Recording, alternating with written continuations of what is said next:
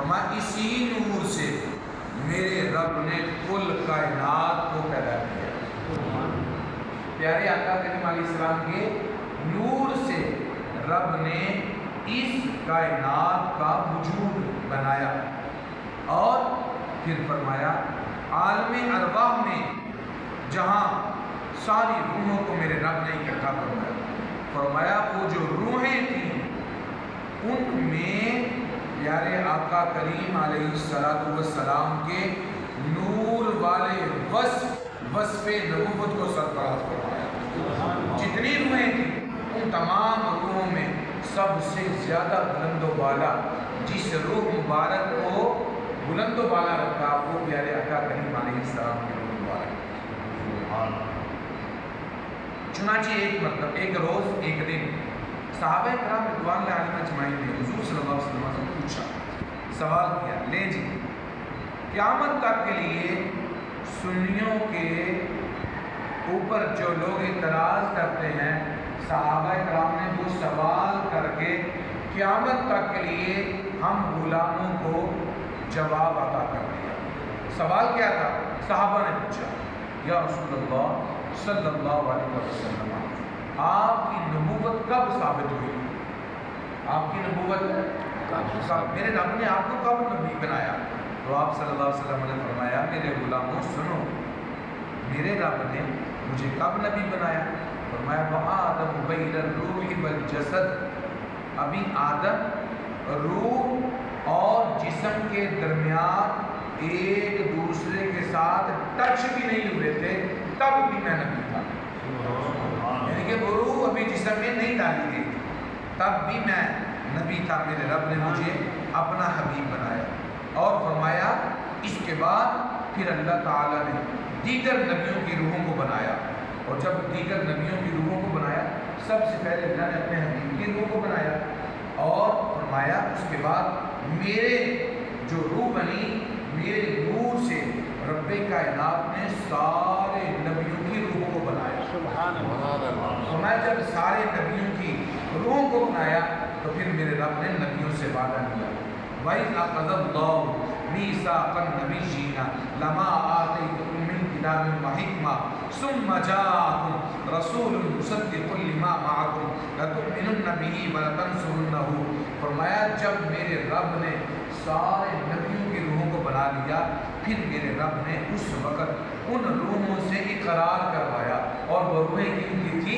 سارے نبیوں کی، رسولوں کی، پیغمبروں کی، کسی اور کی نہیں، اپنے نبی کی نبوت کا اقرار میرے رب نے جس نبی کے نور سے ان روحوں کو بنایا وہ روحیں سارے نبیوں کی، فرمایا سارے نبیوں کی روحوں سے میرے رب نے اقرار کروایا، بتاؤ یہ جو میرا حبیب ہے جن کی روح سے میں نے، جن کی روح مبارک کے نور سے میں نے تمہیں وجود بخشا ہے، تمہیں بنایا ہے، بتاؤ میرے اس نبی پر ایمان لے کر آؤ گے اور میرے نبی کی نبوت کا اقرار کرو گے؟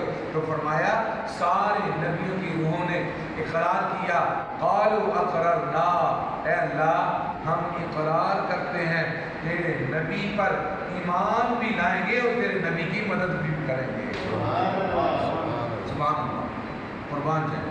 فرمایا جب انہوں نے اقرار کر دیا تو نور محمدی کے فیضان سے ان روحوں میں اتنی قابلیت پیدا ہو گئی کہ دنیا میں وہ اپنے اپنے وقت کے مطابق منصب نبوت پر سرفراز کروائے، جس کو میرے رب نے جس نبی کو جس وقت میں چاہا پھر اس کو نبوت عطا کر کے دنیا میں بھیج دیا۔ فرمایا اب آپ اس وقت کے لیے، اس امت کے لیے، اتنے علاقے کے لیے میں نے آپ کو نبی بنا کر بھیجا ہے، یہ منصب نبوت کا تاج آپ کے سر پر رکھا ہے۔ فرمایا جب وہ منصب نبوت کا تاج عطا فرمایا، منصب نبوت کے تاج کے ساتھ ساتھ میرے آقا کریم علیہ السلام فرماتے ہیں ان نبیوں کو میرے رب نے معجزات بھی عطا فرما دی، خالی نبوت نہیں، نبوت کے ساتھ ساتھ معجزات بھی عطا فرما دیے۔ فرمایا کہ معجزات میں تمہیں عطا کرتا ہوں۔ سبحان اللہ، قربان جائے۔ آقا کریم علیہ السلام فرمایا اسی زمانے کی بات ہے حضرات انبیاء کرام جو سابقین تھے اپنے اپنی امتوں میں تشریف لائے، اپنی اپنی امتوں کو حضور صلی اللہ علیہ وسلم کی آمد کی بشارت اور خوشخبری بھی سناتے ہیں۔ ہم نہیں میلاد منا رہے، خالی ہم نہیں بلکہ ہم سے پہلے جو، بلکہ ہمارے آقا کریم علیہ السلام کے دنیا میں تشریف آوری سے پہلے جو بھی نبی آئے ہیں، میرے رب نے ان کو حکم دیا، اے میرے انبیاء کرام کی جماعت، میں تمہیں نبوت بھی عطا کر رہا ہوں، معجزات بھی عطا کر رہا ہوں، جب دنیا میں جانا ہے جا کر میرے نبی کی آمد کی خوشخبری بھی سنانی ہے۔ سبحان قربان جائیں پیارے آقا کریم علیہ السلام کی ذات برکات پر۔ اللہ فرمایا جس طرح رسول کریم علیہ السلام کا نور ازہر منبع انوار الانبیاء تھا، آپ کا نور جو تھا یہ سارے نبیوں کے نور کا مرکز تھا، محور تھا، یعنی کہ وہاں سے یہ سارے نور کی لادیں ہوئی۔ سبحان قربان جائیں۔ فرمایا اسی طرح آپ کا جسم مبارک بڑا لطیف ہے۔ ایک چیز ہوتی ہے لطیف، ایک چیز ہوتی ہے کثیف۔ کثیف کا معنی ہوتا ہے وزنی، جس کا وزن ہو، جیسے یہ پھٹی ہے، یہ کتاب ہے، یا ہمارا وجود ہے، وزن ہے نا، ہم یہاں بیٹھے ہوئے ہیں، پنکھا ہے اس کا وزن ہے، دیوار ہے اس کا وزن ہے، موٹر سائیکل ہے، یہ کرسی ہے، یہ مائک ہے، وزن ہے۔ فرماتے ہیں پیارے آقا کریم علیہ السلام کا جسم مبارک کثیف نہیں بلکہ لطیف ہے۔ لطیف کس کو کہتے ہیں؟ فرمایا بڑا ہلکا پھلکا، نرم و نازک، ہلکا پھلکا۔ کیوں ہلکا پھلکا تھا؟ اس کی دلیل کیا ہے؟ فرمایا اس کی دلیل یہ ہے کہ نیچے سے اوپر کی طرف اٹھنا یا اوپر کی طرف جانا یہ مشکل ہوتا ہے، اوپر سے نیچے کی طرف آنا آسان ہوتا ہے۔ اوپر سے نیچے آنا آسان ہوتا ہے، نیچے سے اوپر کی طرف جانا بڑا ہی مشکل ہوتا ہے۔ جیسے آپ لوگ عمرہ کرنے کے لیے گئے ہیں جی، یا حج کرنے کے لیے، تو جناب علی جب پہاڑیوں پر چڑھتے ہیں، کیا کہتے ہیں اس کو، کوہ سور یا وہ غار ہرا، جب آپ اوپر چڑھتے ہیں تو جناب علی کتنا مشکل لگتا ہے، کیونکہ نیچے سے اوپر جا رہے ہیں، دقت، مشکل، تھوڑی مصیبت، یعنی کہ اپنے آپ کو بندہ نا تھکاوٹ ہے وہ محسوس کرتا ہے۔ لیکن جب آپ وہاں جاتے ہیں، نفل ادا کرتے ہیں، نفل ادا کرنے کے بعد واپس آتے ہیں، جاتے ہوئے اگر 3 گھنٹے لگے تو آتے ہوئے 1.5 گھنٹہ لگتا ہے، آپ جلدی آ جاتے ہیں۔ فرمایا اسی طرح میرے آقا کریم علیہ السلام کا وجود اتنا لطیف تھا، اتنا لطیف تھا کہ پیارے آقا کریم علیہ السلام کا وجود کل کائنات میں کسی اور کا اتنا لطیف جسم ہے ہی نہیں جتنا لطیف جسم میرے رب نے اپنے حبیب کا بنا دیا۔ اسی لیے تو پل بھر میں لمحوں میں میرے رب نے اپنے آقا کریم علیہ السلام کو معراج ایسی انداز میں کرائی کہ مسجد حرم سے مسجد اقصی تک یہ تو وہ سفر تھا جو سواری کا تھا۔ اس کے بعد پھر آگے جب اوپر کی طرف میرے آقا کریم علیہ السلام کا وجود مبارک گیا، اتنا لطیف تھا، آنن فانن، پہلے آسمان پر، دوسرے آسمان پر، تیسرے آسمان پر، 7 آسمانوں سے اوپر، پھر سدرۃ المنتہا سے بھی اوپر، لا مقام کی بلندیوں پر میرے رب نے اپنے حبیب پاک علیہ السلام کو بلایا۔ سیر کا لطیف جسم تھا۔ اللہ اکبر۔ حضرت سیدنا کعب احبار رضی اللہ تعالیٰ آپ فرماتے ہیں، سنیں میرے آقا کریم علیہ السلام کا وجود مبارک کیسے بنا۔ فرمایا جب اللہ تعالیٰ نے پیارے آقا کریم علیہ السلام کو پیدا کرنا چاہا تو جبریل کو حکم دیا، اے جبریل جاؤ سفید مٹی لاؤ۔ کون سی مٹی؟ سفید۔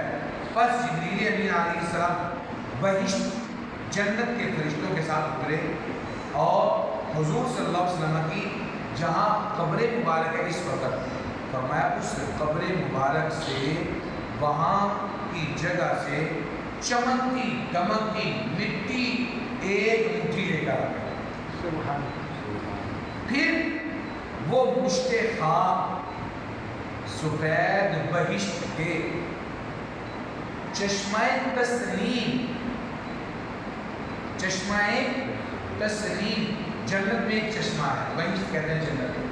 जन्नत में मेरे रब ने एक चश्मा बनाया, उस चश्मे में जो पानी है, उस पानी से प्यारे आका करीम अलैहिस्सलाम के जिस्म मुबारक के लिए जो सफ़ेद मोतियों जैसी मट्टी ली गई, उस मट्टी के साथ, उस मट्टी को उस पानी के साथ गूंदा गया था। सुभान अल्लाह। फरमाया जब उस मट्टी को उस पानी के साथ गूंदा तो फिर वो मट्टी सफ़ेद मोती की तरह हो गई, जिसकी बड़ी बड़ी शुआएं थी। उस सफ़ेद मोती से नूर की लाटें निकली। इसके बाद फरिश्ते उस मट्टी को लेकर अर्श और कुर्सी के दरमियान घूमे, चक्कर लगाए। प्यारे आका करीम अलैहिस्सलाम के वजूद मुबारक को जब बनाने का इरादा मेरे रब ने किया, इस तरह तख्लीक फरमाई कि उस मट्टी को फरिश्तों को हुक्म दिया है, फरिश्तों ये मट्टी लेकर मेरे अर्श के इर्द गिर्द घूमो, तवाफ करो, चक्कर लगाओ, और मेरी कुर्सी जो है, मेरी कुर्सी के इर्द गिर्द भी चक्कर लगाओ, यहाँ तक कि आसमानों और ज़मीन में भी हुक्म दिया गया फरिश्तों को, फरिश्तों जाओ मेरे हबीब पाक अलैहिस्सलाम के वजूद मुबारक को बनाने के लिए जिस मिट्टी को चश्माए तस्नीम से गूंदा गया है, उस मिट्टी को लेकर ज़मीन और आसमान का भी चक्कर लगाओ। क्यों? इस हर जगह का चक्कर क्यों लगवाया? फरमाया इस वजह से हर जगह का चक्कर लगाया कि मेरे रब ने अपने हबीब का जो नूर है और अपने हबीब की तारीफ है, अपने हबीब का जो नाम है, ये नाम हर जगह पे फैला दिया था। आपके नूर की रोशनी हर जगह पर फैला दी थी। फरमाया जहाँ तक कि फरिश्तों ने आप अलैहिस्सलाम को आदम अलैहिस्सलाम की पैदाइश से पहले भी पहचान लिया कि ये वो नूर है जो आदम अलैहिस्सलाम का नहीं है। इसके बाद फरमाया जब अल्लाह ताला ने आदम अलैहिस्सलाम को पैदा किया तो अपने महबूब पाक अलैहिस्सलाम के नूर को उनकी पुष्ट मुबारक में बतौर बदियत रखा। उस नूर के अनवार आदम अलैहिस्सलाम की पेशानी में इस तरह चमके जैसे आफताब आसमान में और चांद अंधेरी रात में चमकता है, ऐसे चमका। सुभान अल्लाह, कुर्बान जाए। और फिर उनसे वादा लिया गया आदम अलैहिस्सलाम से कि ये जो नूर पाक है, ये पाक पुश्तों से पाक रहमों की तरफ मुंतकिल होगा।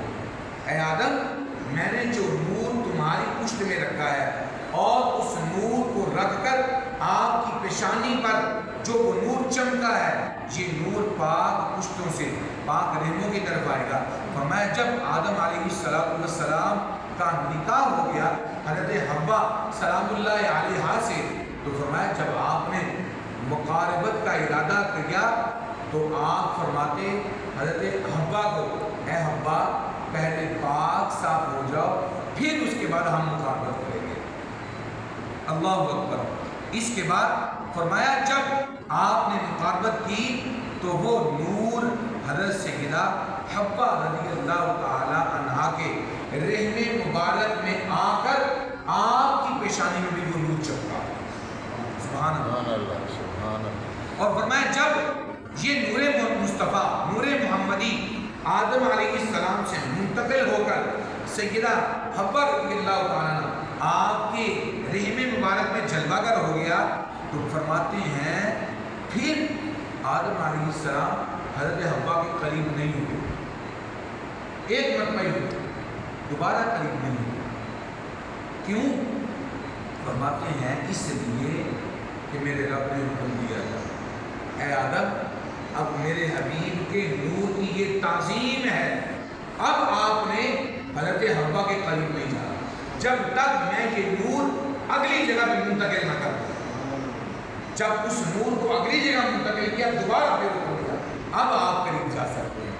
एक मरतबा मुकारबत हुई, वो नूर آدم علیہ السلام کی پشت مبارک سے سیدہ حوا رضی اللہ تعالیٰ عنہ جو سارے انسانوں کی ماں ہے، ان کے رحم مبارک میں جب جلوہ گر ہو گیا، پھر میرے رب نے منع کر دیا، اے آدم آپ نہیں جانا۔ اب وہ نور کہاں منتقل ہوا، کس کی پیشانی میں چمکا؟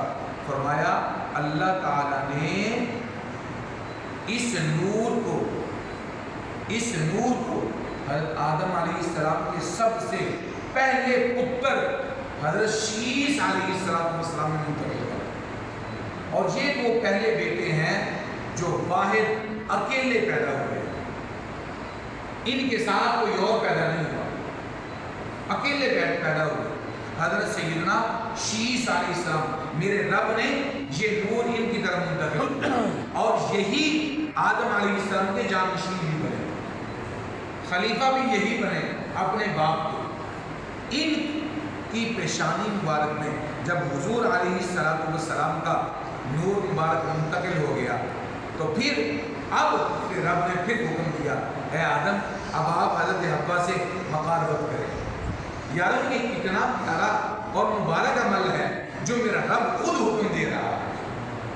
اگر بندہ کسی غیر کے ساتھ کرے تو نحوست والا عمل ہے، اور اگر اپنی منکوحہ کے ساتھ کرے جس کے ساتھ نکاح ہوا ہے، میرا رب فرشتوں پہ فخر فرماتا ہے، اے فرشتوں دیکھو میرے بندوں میں اضافہ میں کرنے لگا۔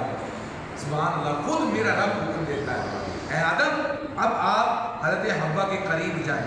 فرمایا جب حضرت حوا کے قریب ہوئے آدم علیہ السلام، ان کے بعد شیش علیہ السلام کے بعد پھر میرے رب نے صبح کو بھی جوڑا بنایا، صبح و شام ایک جوڑا بنتا رہا، اور فرمایا پھر اگلے دن ایک جوڑا، ہر روز ایک جوڑا پیدا ہوتا، جو پہلے دن جوڑا پیدا ہوتا اس کا نکاح اگلے دن جوڑے کے ساتھ میرا رب فرما دیتا تھا۔ سبحان اللہ، سبحان اللہ۔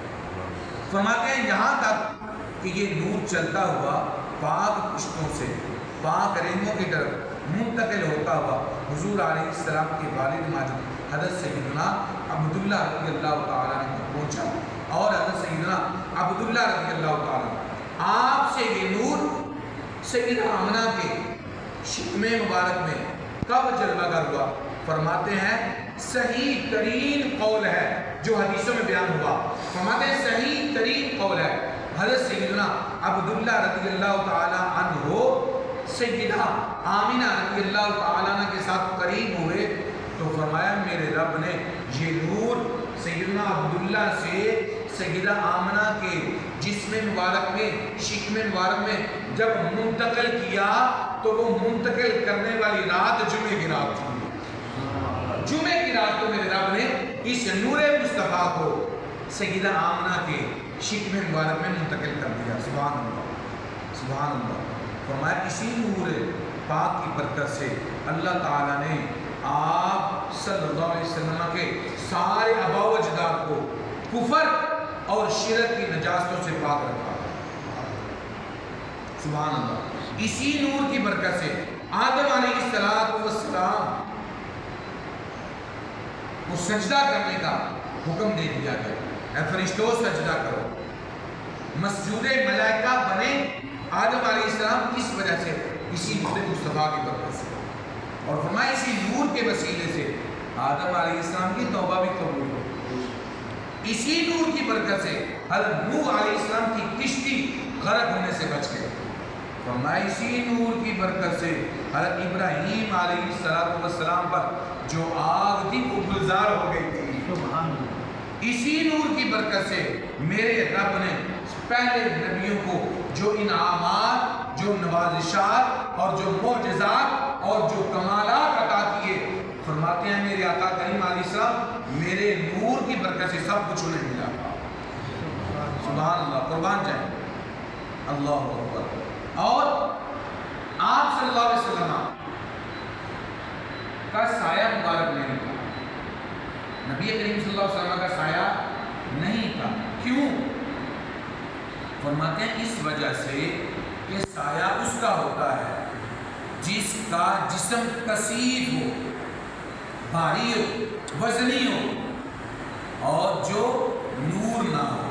ہمارے آقا نور ہے، جب وہ نور ہے تو نور کا سایہ نہیں ہوتا، نور روشنی ہوتی ہے، نور تو اگلے کو سایہ عطا کرتی ہے. فرمایا میرے آقا کریم علیہ السلام آپ کا جسم مبارک نور والا ہے، تو جب وہ نور والا ہے تو فرمایا ان کا سایہ پورے جہانوں پر ہے. کہہ رہے آقا کریم علیہ السلام کا سایہ پورے جہانوں پر ہے. اللہ